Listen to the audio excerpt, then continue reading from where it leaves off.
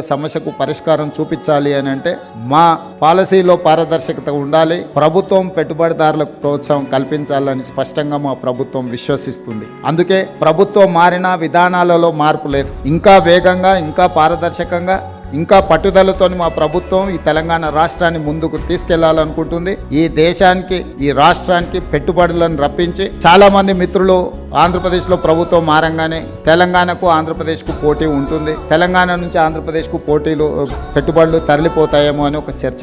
నేను ఒక మాట స్పష్టంగా చెప్పదలుచుకున్నాను. నా పోటీ ఆంధ్రప్రదేశ్, కర్ణాటక, తమిళనాడుతో కాదు, నా పోటీ ప్రపంచంతోనే. హైదరాబాద్ నగరం నా దగ్గర ఉంది.